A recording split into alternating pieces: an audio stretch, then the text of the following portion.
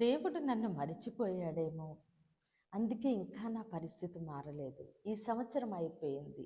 నేను ఎంతగానో ఎదురు చూశాను అని అనుకుంటూ ఉన్నావేమో. కానీ దేవుడు నిన్ను మరిచిపోలేదమ్మా. ఆయన మరిచిపోయే దేవుడు కాదు. దేవుడు వాగ్దానంలోంచి ఈరోజు నీతోనే మాట్లాడాలని ఆశపడుతూ ఉన్నారు.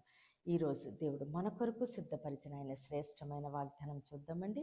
యెషయా 43వ అధ్యాయము 19వ వచనము. ఇదిగో నేనొక నూతన క్రియ చేయుచున్నాను, ఇప్పుడే అది మొలుచును, మీరు దాన్ని ఆలోచింపరా? నేను అరణ్యములో త్రోవ కలుగు చేయుచున్నాను, ఎడారిలో నదులు పారచేయుచున్నాను. ఆమేన్. దేవుడి రోజు మనతో మాట్లాడుచున్న ఆయన మంచి మాట, నేనొక నూతన క్రియ చేయుచున్నాను. ఆమేన్. దేవుడి రోజు నీతోనే మాట్లాడుతూ ఉన్నారమ్మా. నీతోనే మాట్లాడుతూ ఉన్నారు నా కుమారుడా. ఇదిగో నేనొక నూతన క్రియ చేయుచున్నాను అంటున్నారు దేవుడు.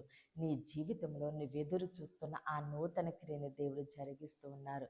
అది ఇప్పుడే మొలుచును, మీరు దాన్ని ఆలోచింపరా? అది మొలిచింది అంటే నేను ఆ కార్యాన్ని మొదలుపెట్టాను అంటున్నారు దేవుడు. మీరు ఆలోచింపరా?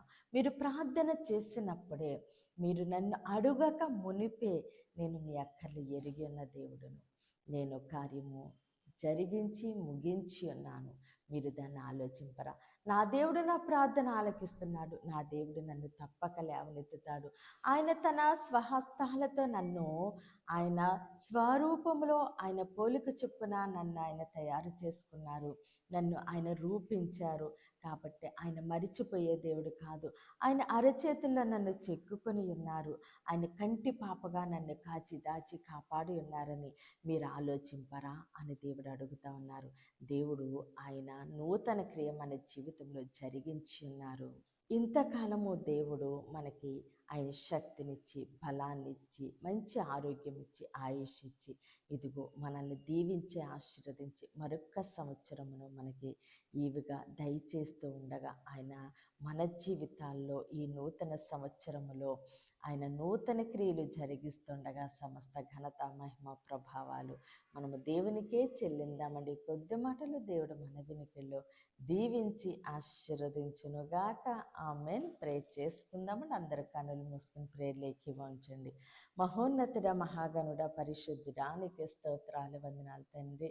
ఇచ్చిన ఈ వాగ్దానం మా జీవితాలు నూరెంతలుగా ఫలింపచేయండి అయ్యా. నీవిచ్చిన ప్రతి వాగ్దానాన్ని మా జీవితంలో తండ్రి నెరవేర్పు దయచేసి నీ నామాన్ని మహిమపరచుకోమని తండ్రి, దైవజనుల వారి కుటుంబాన్ని, సంఘాలని దీవించండి, ఆశీర్వదించండి. యెరూషలేమును యేసు నామంలోనే క్షేమము కలుగును గాక. దీవించి ఆశీర్వదించమని తండ్రి అయ్యా. ఈరోజు ఎవరైతే పుట్టినరోజు, పెళ్లి రోజు జరుపుకుంటున్నారో వారందరినీ దీవించి ఆశీర్వదించి నేను నామాన్ని మహిమపరచుకోమని తండ్రి, దేవుని మాట పరిచర్యలో పాలుభాగస్తులైన ప్రతి ఒక్కరిని తండ్రి పేరు పేరున దీవించి ఆశీర్వదించమని యేసుక్రీస్తు అతి పరిశుద్ధ నామమున బ్రతిమాలి వేడుకుంటున్నాం మా తండ్రి. Amen, amen, amen.